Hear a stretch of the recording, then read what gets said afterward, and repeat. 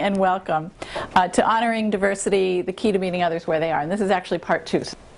The objective today is to really just increase your understanding of yourself in terms of cultural sensitivity, so that you can, and others, so that you can be more sensitive on a day-to-day basis. The whole purpose of this is the idea of reaching what's called cultural competence. Okay, so perhaps when you were growing up in your childhood, in your family, a particular health practice that you had that was possibly unique to your family, but something that you remember from your childhood that just kind of sticks out as something around health issues, health practices, whatever, in your childhood. And so I'll start off. Okay, so my name's Kathy Painter. Don't worry about the last name. Kathy's fine.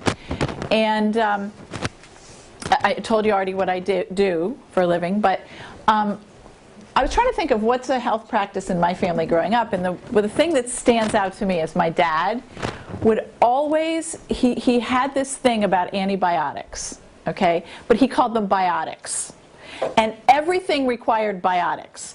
You get a little sniffle, you need some biotics. You fall and scrape your knee, you need biotics, and it got to be absurd. Everything was biotics. I didn't even know they were called antibiotics till I got older, okay? And it was really ridiculous to the point of absurdity, okay? So that for me stands out as sort of a health practice or something that I didn't take with me into adulthood, luckily, but definitely something that was there in my childhood. So why don't we start with you, Isaac, and we'll just kind of go around and introduce yourself, what you do here, and health practice. I want to ask the folks that were here last time, we talked about what's called a cultural competency continuum. Okay, because you can go all the way from real cultural destructiveness, where you have, you know, a lot of race of issues, to actual cultural competence, where you really honor diversity and so forth. Does anyone remember one spot on that continuum? It's cultural blindness. Anybody remember, and I'm pointing this out for a particular reason, anybody who was here before remember what cultural blindness is? Because we hear this a lot. Leah. Well, if I'm not mistaken, I think it's when somebody's just not aware that they're being culturally not sensitive. Okay. Okay, yes, that's part of it, absolutely. It's the whole, you hear people saying a lot, oh, I'm not colorblind. I mean, I'm colorblind. I don't see color, or I don't see, you know, I'm blind to, that we're all the same. That's color blindness. And we sometimes, the intention behind that is good, but I think people think it means that that's a good thing. It's not, because we aren't all the same. And it's about honoring the differences that we have. So cultural blindness, that's where you'll often have an organization or an individual who says, I'm very unbiased. We're a very unbiased organization. I'm a very unbiased individual. When in fact, they really believe that there are no differences between people, that we're all the same. Yes, we're all human, but the point is, that's not really cultural competence, because cultural competence is when we recognize we aren't all the same, we're different, and that's the cool part. We want to honor those differences, okay? It really ignores cultural strengths. So that would be an agency that perhaps kind of treated everybody the same. I'm not talking about in terms of respect, but sort of saw everybody as needing to follow the same guidelines, regardless of the fact that they might have cultural differences, okay? So it's really important, because we hear that term often, you know, oh, I'm blind, I'm, you know, colorblind or culture blind or whatever. So we want to recognize what that means. So what we really want to get to is this place of advanced cultural competence. And this is where we hold culture in really high esteem. This is where we recognize that each individual culture, and culture can mean so many different things. There can be a culture within a culture. There can be, culture can have to do with race, with religion, with where you live, with socioeconomic status, with sexual orientation, with all kinds of things. That all has to do with culture, okay? So you want to, an advanced organization will hire staff who are specialists in cultural competent practice. They actually do research that relates to their population, their target population. And they advocate for cultural competence throughout the whole system. It's something that's an ongoing process. It's not just like, okay, we're going to do one thing and we're going to say we're culturally competent. It's a constant, ongoing process. It's a self-examination process. That's cultural competence. Okay. okay, we talked, you all got these class standards, okay? And you probably had a chance to look through some of it, and it's all, it's kind of one of those government documents. The bottom line here is that we want to become aware of what's expected of us as agencies if we receive federal funds. So last time, the group went over the mandated standards. And these are 4, 5, 6, and 7. We're not going to address those today, but they're required for any agency that's receiving federal funds. If you notice when you look through these requirements, these standards, they're written in as though they're being addressed to healthcare, but because that's originally how they were developed. But they really apply to any agency that's working with the public and receiving federal funds. Okay, so I'd like you to get together in the groups, and what I want you to do is to pick someone to be a reporter. Read the standard together, okay? Look, and I'm going to assign which groups get what standards. Read the standards, underline the words that are, really seem to be important. Put it into your own language as a group. Ask yourselves, is my agency complying with this? If so, what are they doing that's complying? And if not, what are the things that need to change? Okay? Because again, that's how this directly developed as a result of that. But also, instead of just reading these things, which seem so boring and, so forth, it's about really looking at how can you put it into your own language in terms of what that means to you and what it means to your agency. Okay? Here, they did standards 1, 2, and 3, right? Yes. So maybe you can just read the brief standard first out loud, and then tell the group at large what you came up with, what was the essence of what you found, and maybe, all that good stuff that you had done so well. We're ready? Yep. Standard 1. Healthcare organizations should ensure that patients, consumers receive from all staff members effective, understandable, and respectful care that is provided in a manner compatible with their cultural health beliefs and practices and preferred language. Okay. So here's our summary. We need to be mindful and considerate of aligning our approach to the client's cultural backgrounds and sensitivities. Mm-hmm. Okay. And when I said approach, I mean approach of treatment, approach of services. I'm not going to say you should be mindful of aligning your services to their let's say treatment. Really was we were talking about treatment medically. You're not going to do your treatment according to their cultural backgrounds, because if it's not something that's medically recommended, you're not going to do that. But you should be mindful and sensitive and aware to it. Exactly, and sensitive, so that when the approach of how you give them treatment or medically or let's say services will be in alignment with their backgrounds. Okay. And there needs to be trainings on the cultural differences and sensitivities of the communities that you service, because if you don't train your staff, then they won't necessarily, they may think they're culturally sensitive, but they might not really be in tune to the cultural needs and specifics of the communities that you're servicing. How about the next one? Yeah. Standard 2. Healthcare organizations should implement strategies to recruit, retain, and promote at all levels of the organization the diverse staff and leadership that are representative of the demographic characteristics of the service area. So, without reading the, all the text inside, this is our summary. Bilingual staff does not equal culturally competent staff. There needs to be more. There has to be awareness, training, making sure that there's ongoing conversation between the staff to ensure that they are constantly practicing culturally sensitive habits. There needs to be sensitivity at all levels of the organization, which would mean from the board down to the people at everything in between, from the board to the people that are actually at the front desk, including subcontracted, I forget the exact language, but subcontracted and affiliated personnel. So I don't know where that falls into LRC so much, but we were discussing how in CLAS when you have the phone service, the answering service, that when they're closed, the answering service, I don't know, if they should be culturally aware of different needs of the community, so that even though all they're doing is taking down their name and number, if it's a holiday or if it's Sabbath or whatever it is, just to be aware of these sensitivities and to be able to address them correctly. Because, you know, look, it's the day-to-day interactions with people who are different from you that's what gives you an understanding of what those cultures are like. So that's important. If you don't have that, then there isn't that just everyday, you know, talk at the water cooler, or you know what I'm saying? Like so that's underlying. That's a big essence of what this is about. So thank you. And that was number 2, right? That you just did? Yeah. Okay. What about number 3? Healthcare organizations should ensure that staff at all levels and across all disciplines receive ongoing education and training in culturally and linguistically appropriate service delivery.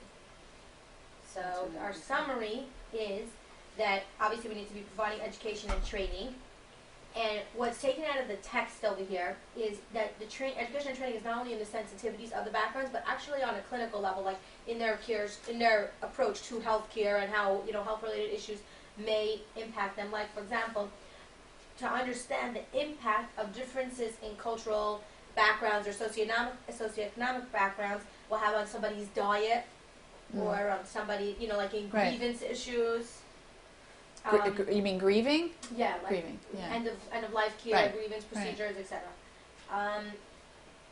And also does point out over here that it says a language of CME or CEU accredited education and other trainings in class delivery. So we just thought that was an interesting point, that if it's mentioning CME and CEU accredited trainings, then there may be existing trainings out there that should be researched to be that are already existing. So obviously, if they're saying they need it, it must exist. Promote a written strategic plan that outlines clear goals, policies, plans, and management to provide culturally and linguistically appropriate services. So, So we discussed. There has to be some sort of a plan, or including it in the agency's strategic plan and mission. There's got to be something in there that addresses this. Right. So we discussed that, and then we discussed. Organizational self-assessments. What did we say? Oh, we said that the strategic plan should be developed with the participation of consumers, community, and staff who can convey the needs and concerns of all communities and all parts of the organization affected by the strategy. So that's what we mentioned, that's a new thing that we're doing here in our organization, that we're going to be having a subcommittee that is going to have members of the various sects of the community, of the different cultures in the community, and actually not only board members, but actually people from the community are going to join. That's great, because that keeps you on your toes. Right. So that lets us know what the community's needs are, and explains their needs, and so that we can address them. Right. And we can put them as part of our mission and our goals. Perfect. And then the last one, you ensure that data on the individuals. Oh yeah, you were talking about this, that when they collected, and well, they say health records, but any records that you want to collect that data on their race, ethnicity, spoken and written language, but integrated into all of your systems. Right. So we said, and also performance improvement. There's a lot of discussion here about having measures to self-assess, and they're saying that when you do self-assessment, it should not only be an inventory of your organizational policies and practices, but it should make sure that it takes in your cultural competence as well. So in our agency, we said we have a performance or a summary, a survey that we ask people to fill out after the services have been completed. So we can use that as an assessment tool. We will update it and make sure that we have the proper questions in it. Okay, good. And we had even a suggestion from someone who was sitting in the room. She said, were we able to communicate with you in a way that satisfied your needs? Okay, so thank you. Thank you for sharing that. We're going to do something a little different. We're going to do what's called the diversity shuffle. Okay, it's a little bit of a shuffle. It's a game, kind of. But I just want to, there's many types of diversity, because we think of diversity as being sort of, groups, different groups, all, how do I explain that? Okay, here we have, and this isn't very clear, but it's a flower bed with all different kinds of flowers. So intercultural, that's where you have different cultures coming together. But there's also intracultural, okay, and we saw that because there's a very homogeneous culture here, so at least religious culture. So, but within that, then you also have diversity. So you always have to be aware that even though you might be working with a Hispanic group, that doesn't mean that everybody's the same. there's a strong intracultural diversity as well. You know, we look at the cultural differences between cultures, between people, between families. And remember, every family is a culture in and of itself as well. Okay, even though you might all be in a certain culture, your family is a separate culture in and of itself. So everybody has different, around the world, has different tooth shedding practices. In other words, what do they do when you lose a tooth? Okay? And it's kind of fun to look at that because it's a simple thing, it's a kind of a silly thing, and yet it can vary widely in cultures. And it can really make an impact on you. But that's the tooth fairy. Okay. So before we look at some other cultures, what they do, just so, you know, just threw this in as a fun way to look at different practices in different cultures. So what did you guys do with your teeth? But everyone, all my friends always had a tooth fairy. My mother, maybe my grandmother told her, I don't know, but she had this thing. There's no, you know, and I know there's no such thing as a fairy, but there is a mouse, and the mouse eats teeth. Yes, yes, and yes. she didn't really take a tooth. Then that's what she told me when I was very little. No, that's I right. remember That's in she English. changed it. Then she changed it. She tells me, when I must have been a little bit older, she says, there's not really a mouse. I don't want you to believe that's true. That a mouse is going to Give me your come in. tooth, I'll give you money. That takes the fun out of it. So like, Both. So I looked up some of them, and I guess it isn't England. It's France and Latin America, taken from under your pillow by a mouse. But England, you bury it in the garden, and supposedly it will, you know, bring new life to the garden, or they throw it into a fire. Ireland, they bless themselves and throw it over their head. Korea and Japan, they throw it up on the roof or under the house. I thought this was interesting. They throw it, if it's a bottom tooth that you've lost, they throw it, over, because they want the tooth to grow up, the new tooth to grow up. And if it's an upper, they throw it down so the new tooth will grow down. Oh my Isn't that cool? Mongolia, they put it in meat and feed it to the dog. Oh my God. Hungary, they put it in a bottle of water, and evidently it disintegrates within 2 weeks, which I was like really surprised at. If they put it in Coke, I can understand that, but not water. I don't know what kind of water they have in Hungary. Maybe it's really bad water. Okay, and again, France and Latin America, taken from the pillow by a mouse. So there's so many different practices, and this is just a little one. This is just such a simple one, but that's why it's so important to. What do you see? What do you see? Or an old lady. Okay, does everybody see the old lady? yeah. Yeah. Does everybody see the young girl? Yeah, Anybody doesn't? I don't see the old lady. You don't see the old lady? Okay. that's her nose. This is her mouth. This is her nose. She's got like a babushka thing on. You don't see it? Keep looking at it. That's her hair. The brown is her hair. This is her hair. This is her eye. This is her nose. Like her nose She's goes looking like down this. into the. And she's looking down, and this is her chin. It'll come to you if you keep looking. And then all of a sudden you start, and then you can't see the other one. Cover Right? one eye. Okay, so what does this mean? Why do you think I put this up? Okay, perception, perspective, right. It's everything is determined by our perception. Because we see I used this quote last time, and I'm going to say it again, I love it. We don't see the world as it is, we see it as we are. It's a Naisnan quote. We don't see the world as it is, we see it as we are. So we go through the world, and we see the world through our own lens. Hold on. We see something through our own lens, and we believe that to be the truth. Okay? We take that to mean it's the truth. It isn't necessarily, it's our truth. Yeah. It's our truth. Okay? So, anyway, so it's about perception. And when we perceive things, and I'll go to you saw the next slide, that prejudice or prejudging is when we look at the world through our own lens, based on our own experiences, our own belief systems, our own whatever. We then make interpretations about the things that go on around us, and that's how prejudice starts, because we're making a judgment based on our own perception of how we see the world. Okay? And that's where it all starts. And of course, as I said, that's what it is. It literally means to prejudge, to form an it's usually unfavorable, but prejudice, prejudging can be in negative or positive terms. I mean, you could have, let's say, some really famous, like, I don't know, pop star or somebody that everybody revered came in, we would be prejudging that person possibly in a positive. It really depends, but I'm just trying to think of a good example. Somebody that we would see in a very positive light, that's still a prejudgment if we don't really know that person. Still a prejudgment. So, because we don't necessarily have the information about that individual.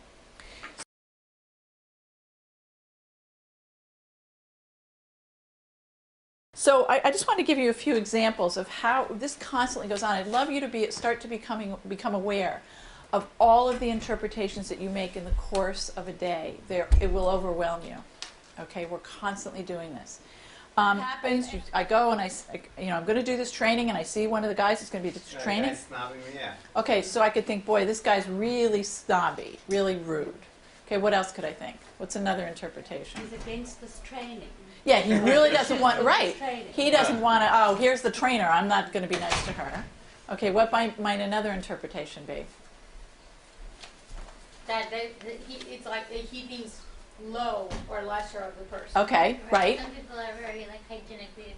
Okay, maybe he has an issue with germs. Maybe sensory. Okay, right. So we could probably could be. We could come up with Socially inept. 6 different. We could come up with many interpretations. Shy. Or I could go, oh, he doesn't like blondes. I could take it, or he doesn't. Remember I was talking about I was sensitive my age. Oh, he doesn't like older people. Who knows? All right. But the point is, I could come up with 10 different interpretations, and I'm likely to believe them as truth. Okay. So let's say I believe that you're really rude and just not friendly, although you did smile, I have to say. Okay. But let's say I interpreted that. So then, what am I likely to do? This guy, Forthcoming to him. that guy is, those Orthodox Jews. Okay. So what might I do the next time I saw him? Might be thinking. I might avoid him. Are rude people. Right? I might generalize. I might do all kinds of things because I don't have the information. Okay? I go on my interpretation, I take that to be true, and then the next time I see somebody coming along that looks like you, what am I going to do? He's one of those guys. Right, exactly. All right? We do this all the time. We interpret things to mean things, we take it as truth, and then we act on it. We have what we call limiting beliefs, which are things that we've either through experiences or through being socialized, whether either through family or just through the general environment, culture, we're socialized to believe. And they're things like a limiting belief would be something like, in order to get a good job, you have to go to college. Okay? Now that's a limiting belief that we have in our culture. We all pretty much believe it to be true. But what if you were someone who hadn't gone to college and you wanted to get a job and you believed that? What would happen? In other words, if you believe that, right, you're going to believe you can't do it. All right? We are limited constantly by beliefs or experiences. Like you said, if you have an experience and then you're in a similar situation, you generalize to that next situation and respond accordingly. When the next person may be totally different, but we generalize. So absolutely. So we have limiting beliefs, and then we also have what we call in coaching, we call them gremlins or saboteurs, where we believe that we're not good enough. So if I wasn't confident in myself as a trainer, or I wasn't confident in myself as a person, and you did that to me, I would internalize that. See, it must be because I'm not good enough. Not about you, but I'm going to take it internally. Okay? So it's really important to look at what your beliefs, what your experiences are, and see how they are affecting how you are in the world, because that's critical. That's critical, and none of us do that enough. There's a great example. I don't know if any of you have read Covey's book, 7 Habits of Highly Effective People. Okay, he has I'm a big fan. Yeah, he has a great example in there. When I first was learning about this stuff, and I thought it was great. He talks about, this is true, he was in the city, and he was coming back, he was on a subway, and there was a man that got on the, do you remember this? Yeah. Go ahead. A guy got on the bus, and the subway, and he had 3 or 4 kids, and they were being really bad.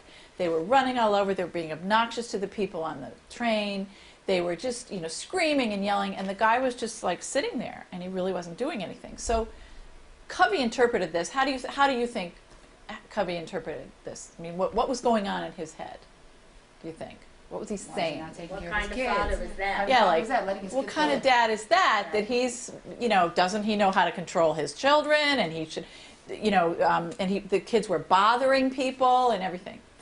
So Covey developed this whole interpretation around it. This father he doesn't care. Why should he even be taking his children out if he can't manage his children, and blah blah blah. And he had this whole dialogue going in his head, and he was ready to get up. He did get up to go over to say something to the man, because it was really getting out of hand. And the man said, "Oh." Covey said something like, "Sir, can't you manage your children?" Or, blah, blah, blah.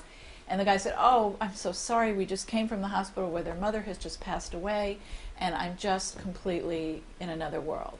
And, okay, so think about it. In that instance, all the behavior, everything was exactly the same as it had been before. However, his interpretation was different.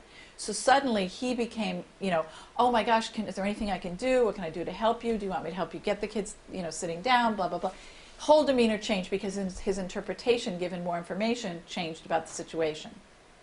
Huge difference once we, if you just go on what you're seeing without understanding it, you're going to respond in certain ways. So we want to start thinking in terms of being more curious, thinking, well, that's one possibility, the guy doesn't care or whatever. But there may be 5 other possibilities, and we don't know which one of those it is, so we need to find out, okay? To be able to see things in a different frame, put a new frame, to be able to find opportunity in whatever challenges faces you. To be able to look for a positive intention behind a behavior. So, for instance, like when you look at your behavior of not shaking my hand, your intent, if I was to say, okay, so what's the positive intention around that? What would it be? To learn it. For you? Oh, for me? Yeah. In other words, how do we say?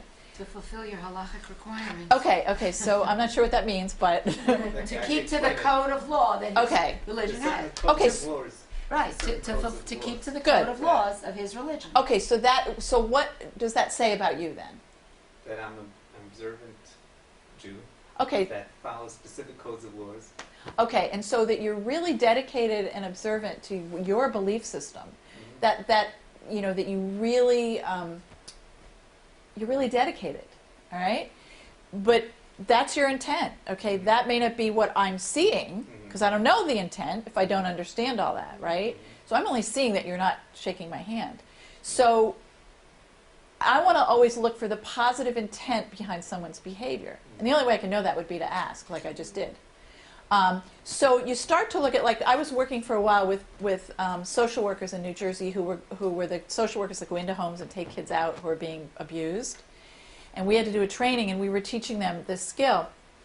And we were talking about how, let's say you are dealing with a father who's beating his 14-year-old daughter because she's staying out until 3 in the morning. Okay? What's your first reaction to about that, particularly if you were a social worker and that was your job? What would you be thinking? What would your opinion or interpretation of that person be? The father beats his daughter badly when she is out after curfew. She has like an anger management problem. Okay. Or he doesn't know how to deal with the situation. Okay. He's having a problem expressing himself. And how much you label him? Abusive.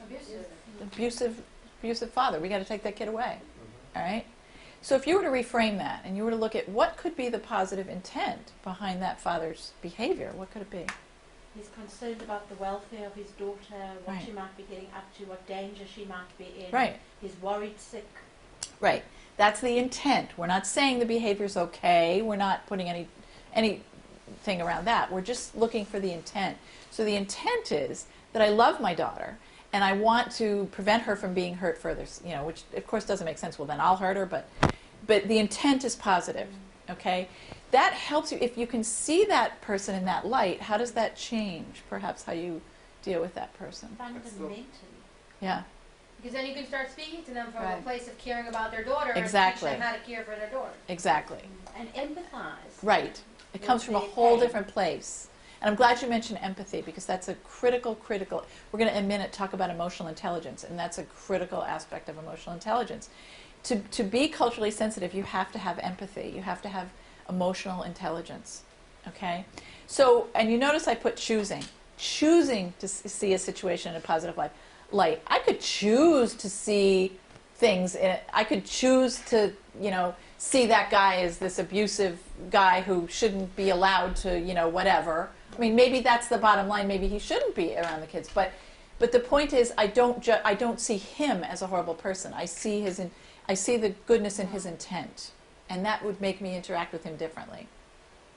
So again, but that's a choice. That's a choice I'm making. Yeah, it's really interesting because one's first reaction is to simply judge the Yes. behavior and not look for it. Exactly.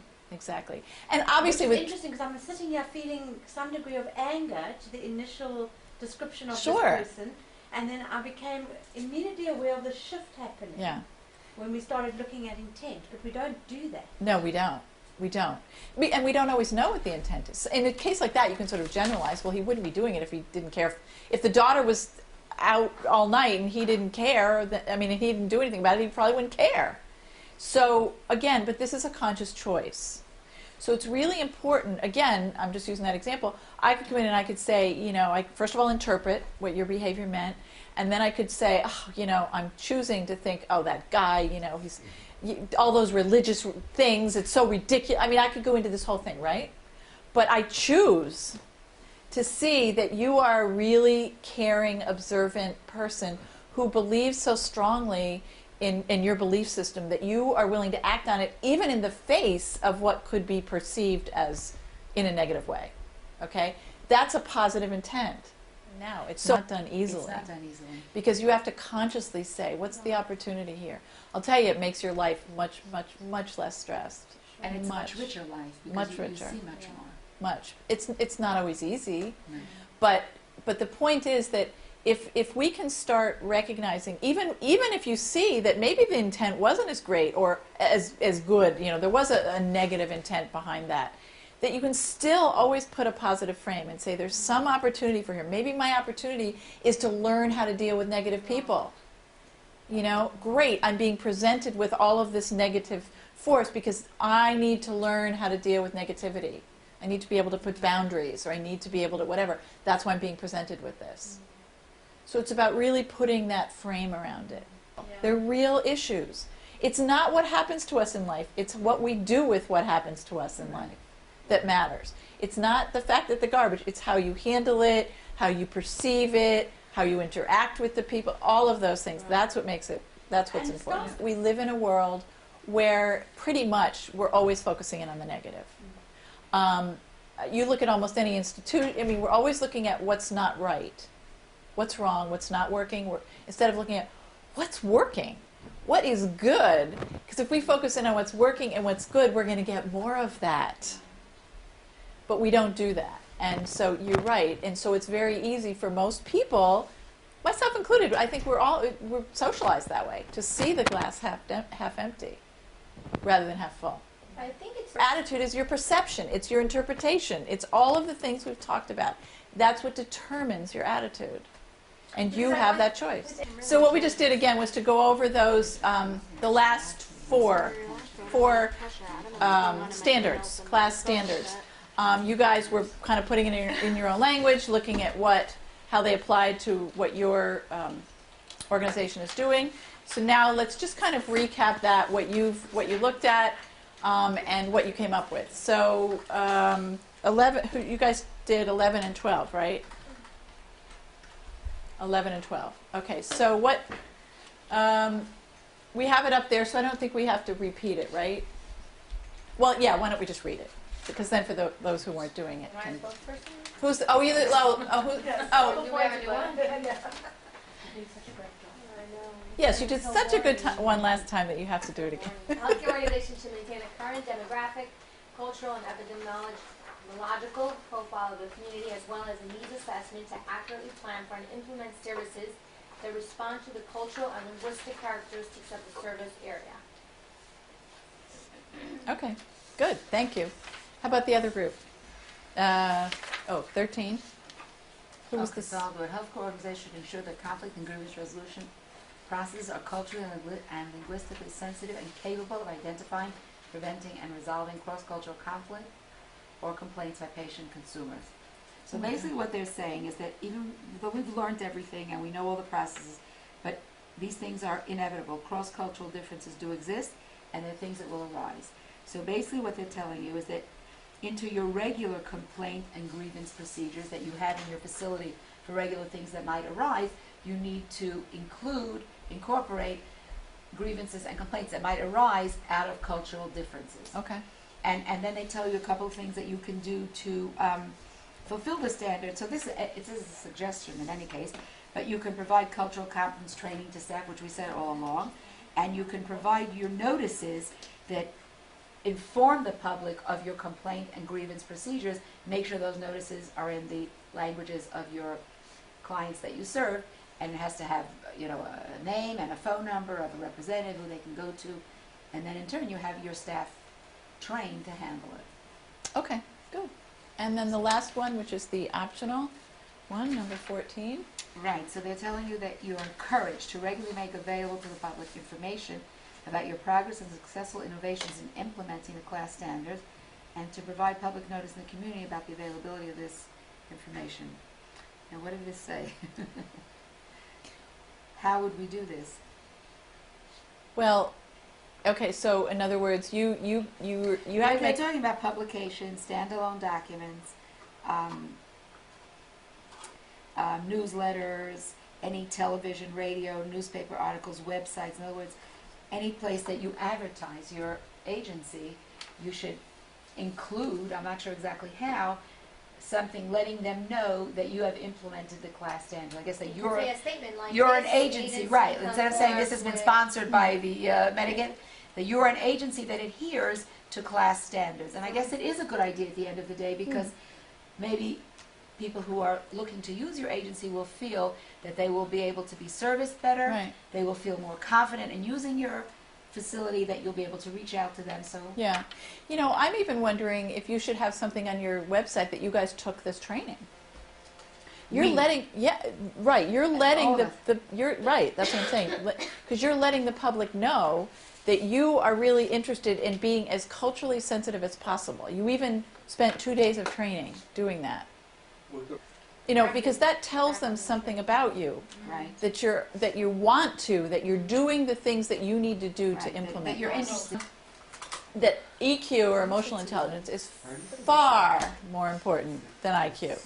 Far more important. In fact, all of the studies, everything that's been done has shown that it's just that the IQ is just a small part of what makes someone successful in a job. It far outweighs intelligence, it far outweighs education, it far outweighs job experience, it far outweighs job-specific skills training. It's pretty much the most important thing in terms of success in any job. It's success in life, success in relationship. So, so a lot of what we've been talking about in cultural sensitivity is emotional intelligence, being intelligent from an emotional perspective. Okay, and without going into a lot of stuff about it, it's really divided into 4 areas, and we've been talking a lot about the self-awareness area, really becoming more aware of how you see things, how you interpret things, what you're feeling. That's really, really important. And then that leads to, once you're aware of that, you can't manage something or change something within yourself unless you're aware of it. So awareness has to come first. And then you have social awareness. That's awareness of others. When you really have it highly tuned, you can walk into a group and you can feel that group. You feel the energy of the group. You read it. But empathy is a big part of emotional intelligence and certainly a big part of social competence. So it's the identification with an understanding of another's situation, feelings, and their motives. But we might not, that comes back to that intention thing, understanding intention. So how emotionally intelligent are you? So how would you describe each of these? What do you think this person's feeling? Shocked. Oh, sorry. What? Scared. Okay, I heard anger, scared, Shocked. shocked. Dismay, almost. Dismay, right. Part of emotional intelligence, which is part of being socially sensitive, or culturally sensitive, is to be able to really understand and read people's feelings. So we focus so much on content. when we're listening to somebody? How many of you, when you're listening to someone, are really thinking about, not only are you not listening even to what they say because you're thinking about what you're going to say next, okay, you're planning out what your response is going to be, but not only are you doing that, but you're not really asking yourself, I wonder what this person's feeling.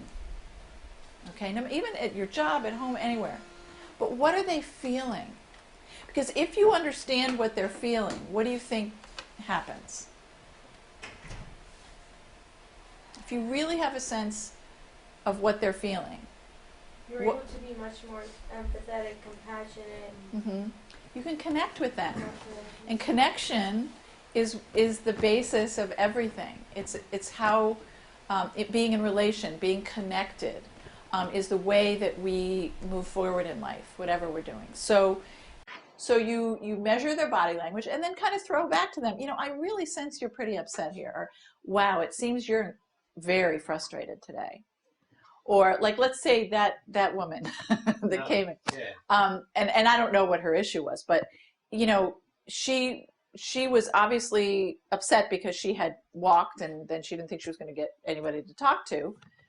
So, that would be a question. I wonder what do you think she might have been feeling? She walks in and she sees all these people. Normally she's coming in here and she walks up, she gets whatever the service is, but here she walks in and there's all these people here. We're all looking at her like this. She's kind of like, what do you think she was feeling? You come out and help me. Okay, so what is that feeling? That's her behavior. What is she? I expect help and I want it now. Okay, what's the feeling? She's angry. She's angry. Okay, she might have been angry. Okay, remember, anger's secondary. Okay, so then what do you, so then what is that, what do you think that could also mean in terms of? That she is going to, she's afraid that if she's not going to demand something, she won't get it. Right, okay, so she has, Her Go ahead. youth was demanding, so she never worked through that. okay, so and that probably at some level comes from a sense of fear. In other words, if I don't take control of all these situations will take control of me. So, right, so that's really important to understand. Now, I might not know she's a Holocaust survivor, but I might be able to know that she's feeling such and such, and that may be helpful for me to know. So, you want to identify the feeling and reflect that back to the person, rephrase it, because some people will say, I'm so frustrated. So you don't want to say, oh, you're so frustrated, but you might sense they are, so you say that back to them. Wow, you're frustrated. Someone, in a situation, they come in, they've walked all this way to be here, they see that we're not open, and they had something they needed an answer to. I lost my train. Oh, validation. What would you, and you sense that she might have been fearful on one hand, but also maybe frustrated too. How would you validate that? Hear them out.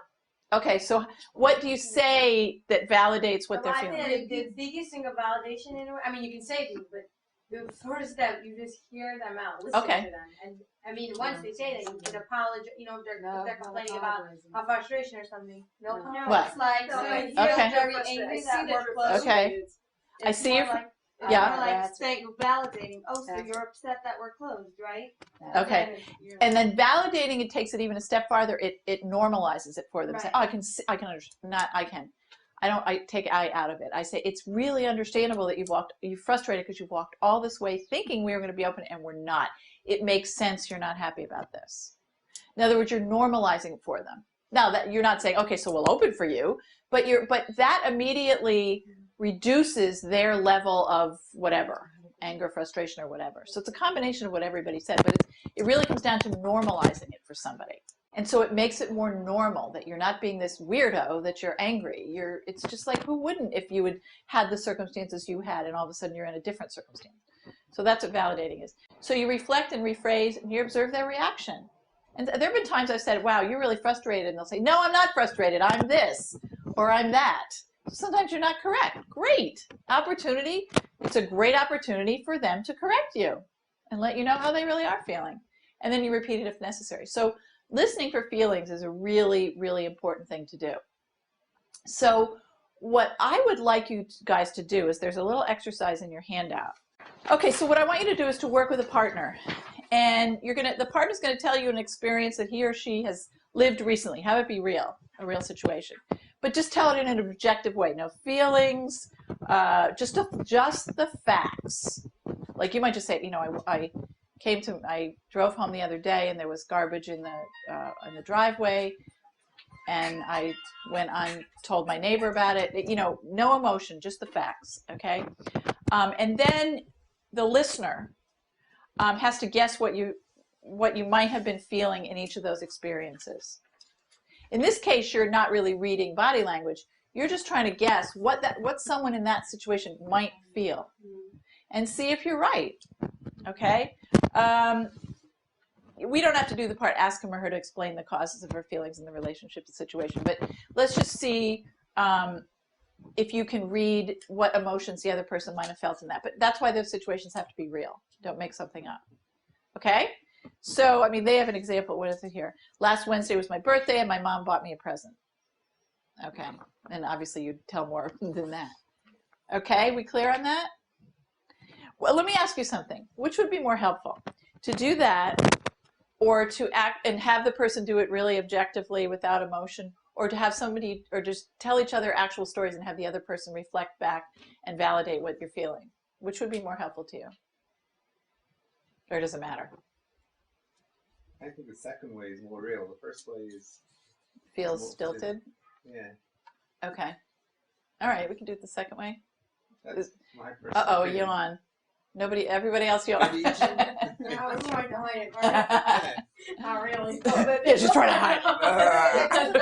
It's not too hard to figure out what their emotions be. No, but it's reflecting. It's not figuring out what the emotion is. The Just second way is to reflect that the person. oh, so you feel But it is- frustrated. It's showing. Well, it is figuring yeah, out but the it has emotion to be too. something longer. Like a Because whole episode, and then as the person's saying the episode, you're reflecting as it goes along. So in your telling of the situation, you demonstrate the emotion. We have this all the time because Okay. we deal with social services. Right. hold on one sec. So Ingrid, the So just question, to clarify, would you, in relating whatever story you're telling, right? show the emotion? Right. And then the other, but don't say it. Don't say, Don't- oh, I don't was so label it. blah, blah, blah. And then the listener is going to say, wow, it sounds like you're really frustrated. It really makes sense that you were because blah, blah, blah. So that's throwing in a validation too. Right. So you're going to reflect back what you think the person's feeling. And then the person will say, well, no, yeah, that's exactly how I felt. And this is why I felt it, blah, blah, blah. So just carry on a conversation around it. Okay? All right. So pick a partner, and why don't you two work together, and then Sarah. Sarah gets Are you- a deranged person. Should I get there? Yeah. Thank You're you. not, And all of a sudden, So I this is explained a I just 3 or wanna 4 say bell to- class. Yeah. That was nasty. So I went to the- See what I mean? Yeah, right. It is frustrating. It is We frustrating. don't even hear it the first I'll time. take No, I know. I'm 201. I just want to tell you, Pat, we're so He good didn't at know this this. that we're just I'm right, and I'm telling you, he roasting each didn't other. ask me. I know. But that's a good thing. That's good. That's what I'm saying, we're so good at it. Okay. If we really think I'm we gonna got search a bell. it. Huh? We have a bell. That's what I'm saying. We have a bell. Because What? Clive And I attended explained one to of him it our was my son. meetings. Oh God. I don't know about that. Okay. So basically, I just wanted to debrief that exercise, which was to get a chance to just practice the mirroring of feelings and validating. So how was that? Anything that came up that was difficult or challenging? You guys probably do this on a regular basis. That's what happens. Yeah, we have people all the time. It's really challenging situations that challenge you. Because no matter how good you can become at this, someone, especially what you were sharing, when someone can come at you in an accusatory way, our natural thing is to want to defend ourselves. And it's really hard to get out of our own skin and our need to defend ourselves and get into the other person's skin, in a sense. That's and what understand one what of they're my feeling. first staff meetings. That's what I said. When you use that empathy, you're really helping yourself. Oh yeah, Because absolutely. really, you want to take that person and bang his head against the Yep. wall. Like you're really infuriated. I'm nervous. Right. But instead, if you start validating their feelings, so it calms you down. Right. And even though you still might think that they're Well, sure, inappropriate, sure. but it calms you down, and it definitely can turn them around. Right, and what happens is you give your power to them when you're Definitely. that upset, because they're pulling you in, and they're pushing your buttons. And I always say they're your buttons. They weren't. You've created their buttons. If you didn't have the button there, it wouldn't get pushed. So yeah. The one thing I feel that's difficult with this is that when we have the time to have that conversation with the person, then it's all's good and well. And I think that, like, as a staff, we have to do that counseling on a day-to-day basis. But when you're looking at, like, with those high pressure times, sometimes like at a reception, or you have such a large volume of calls and people coming in, and I know, for example, yesterday there was like 3 people at the front. I was covering the front. There were like 3 people there, 4 lines ringing, and a fellow walked in and he didn't speak English. And we had interpreter service, so we had somebody on staff that can help him. But he was asking for something, and there was just so many other questions, so many things going on. And I have a feeling that he also was having dealing with medical issues, like maybe like I don't know, but based on what he was saying, it sounded like he was dealing with some kind of severe medical issues. And I believe that he really did need somebody to give him the time and attention and listen to him. And it's so hard when you're in that environment. Absolutely. Are there any ways to? I mean, is there a way to deliver this when in such a well, let me ask you. So, in a situation like that, you felt like somehow he wasn't getting what he needed? That even though I can speak that language, I have to crack my tongue, and I knew that there's no way, with all the pressures around me, I wouldn't be able to do it in a way that would be comfortable for him. Okay. He would feel pressure. So what happened? So I sent him to somebody's office. Okay. So he can speak. There was somebody available at the moment that was talking to him privately in the office, and I felt that that's what would be the best way to deal with it. Because I don't want to make him feel like he's being pressured. Absolutely, but just all you do is just do that in a way and saying, look, I really, you deserve good service right now, and I'm just not able to give it to you right now because of what's happening. So I want to send you on. So I'm giving you an extreme of like, let's say that person walked in, but even all the rest of the people, it is. They're all coming in with troubles on their shoulders. Yeah, so it's very, very difficult.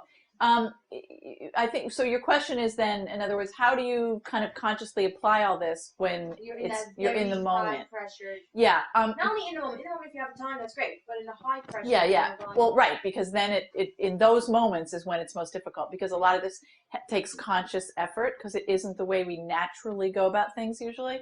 So the only thing I'd say to you is if you can incorporate this and integrate this in on a regular basis in your daily life, not just at work, anywhere, it becomes more a part of who you are. And so then in those moments, it comes out much more quickly. So that doesn't mean you're not going to get, I mean, you're human. You're going to be behind there, going crazy because there's all these things hitting you at one time. Contradiction to be rushing a conversation up and providing this? Because like at the front desk, for example, in this office, like we do have to just get the people to get their answer and move out because we're the next person coming. Like, is there a way to do that? Well, what do you think? I'm going to ask you as a group. How might you do that? I would love. And it's just a very difficult task right now. I have a different situation. I was telling Mrs. Bird before. Somebody came into my office. And he starts screaming at the top of his lungs. He goes, "You think you're the president of the United States? I have to wait a week for an appointment? Your agency is crazy. I'm going to go and report you to national to me. Look and see to the whole board." He's screaming. He's going on for 20 minutes. And he says, "What do you think you are? You know who I am? I helped the whole world. I was in Belgium. He's not normal. Well, okay. I said, "I feel so bad. You have to wait a week." He goes, "You feel bad? It's too late. I have to wait a week already." I said, "So what do you want now?" This is not normal. I come in. I want immediate I tell them I imagine it's been so frustrating. I'm so happy you're here now. How can I help you? That's what I tell There you go. That's excellent. You should know that's excellent. Do you find that comes down to that? Well, yesterday I did it to someone on the phone. He's out of breath. He wasn't able to demonstrate the same problem. Okay, I'll give you. You know what? I said I couldn't make your appointment. I said I'm so sorry. I'm so happy you got through to us now. Then the whole person started asking all these questions. Okay, I have a just did it, and it turned them around. Because what did he say? Did he say that you were chicken? Okay. I'm so glad there's so much energy in here. It's really, really good. But I do have an answer for you that might help. First of all, I heard that he, it sounds like he's not totally with it. So I don't know what's going on with this person, but you may be dealing with some neurological things that don't always. It's hard to work with. But one of the things you can do is, I think I might have mentioned this the last time, it's called pacing and leading. If somebody comes in to you who's really at that high energy level that's like, oh my God, what do they say? What you want to do? Remember, did I share this with you? What's the worst thing when you're like ready to rip somebody apart and they go, now just take a breath and calm down. Oh, that's what you said. You started their thing and you slowly bring them down. Right. So in other words, the worst thing is if someone's up here and you're trying to and you're down here and you're like, okay, just calm down. They're like, they know you're not. You're not letting them know that you get them. When you're right, so you want to meet them, but slightly below. How do you? What's there that you can get the most from somebody else in the shortest amount of time? Okay, and one of the things we learn in coaching that I found has been incredibly helpful in my life is that not to ask closed-ended questions. Okay, closed-ended questions are yes or no questions that can be answered by yes or no. Do you? Will you? Have you? Those kinds of things. They can be answered by yes or no. What we want to ask is open-ended questions because they are open-ended. They allow much more information to come in a short with one question. Okay, that's the only kind of question we use in coaching is open-ended. We never, well, I shouldn't say never. Once or twice we'll ask closed-ended. So it's always about who, what, when, where, why, or how. So you want to make sure. Why do you think they're so much better than closed-ended questions? In your line of work, why do you think they're better? Because you get much more information for the client. Okay, and you're going to get. You'll have that connection and that you need to establish with the client in order to be able to help them. Right, and it comes much more from a place of curiosity. Yes, a yes or no can be curious too, but it just allows more expansiveness to come from the client. Okay. I want to mention just a couple of other types of questions. We don't have a lot of time to go into them, but we're going to play a game. We're going to get a chance to do them. But solution focused, these are the most amazing kinds of questions there are, and I've only listed a couple of them. But when you've got a solution focused question is a question that simply by asking the question, the answer will help give the solution. Okay. For instance, one of them is past successes. So somebody comes to you and they go, oh, you know, I've always been in debt and I can't seem to get out of debt and I'm overwhelmed with all the bills that I have to pay and what do I do? Okay. A past success question, solution focused question is saying something like that. Tell me, and this is if you have time with somebody, tell me about a time when you weren't in debt. Okay, because they might have been in debt their whole life, okay, but there's going to be a time when they were not in debt. Or tell me about a time when you really felt overwhelmed by something, but you got through it, okay? Because what you're focusing in on, because all they can see is that they've always been in debt, all right? You want to focus in, there was a time when you weren't in debt, or there was a time when you were overwhelmed by something and you thought you couldn't get through it, but you did. How did you do that? Then you change their energy to start to think of positive, start to focus in on their strength. So you ask questions when someone, particularly it's when someone thinks they can't do something or they're overwhelmed with an issue. You want to help them find the time when they weren't that way or the time when any time in their life when they were successful. You want to find out why. Why were they successful? What was it about them that made them successful? Then they start to focus in on what it is that made them successful.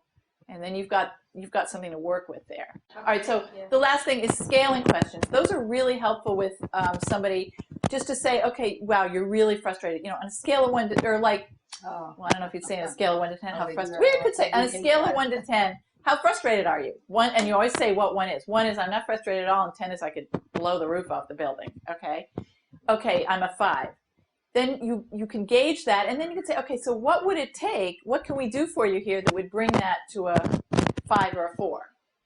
No, 1 is too big a jump. You never want to do that. It's unrealistic. So you want to say, what could get you to a 4, or 3, or 4? And they'll say, well, if you only, would answer your phones, then I'd be at it. Anyway, okay, so because I know people have to leave, we're going to play a fun game. So we got to come in the hallway here. Open-ended questions, okay? If you don't ask me an open-ended question, okay? If you ask me one an open-ended, okay? So we're going to try to go quickly. It's going to be, and then go to the back of the line. We'll try to get through. I'm leaving my phone. I really wanted the new year to be a time when I put on 15 pounds and I really haven't been exercising the way that I wanted to. And I really, really want to get back into shape and so forth. What is your goal? What is your workout goal? Okay. Well, my workout goal is that I'd really like to work out at least 3 days a week, I think. How are you going about doing that? Well, I'm trying to go to the gym. I won't do that. I'm only going to do the wrong one. You guys are too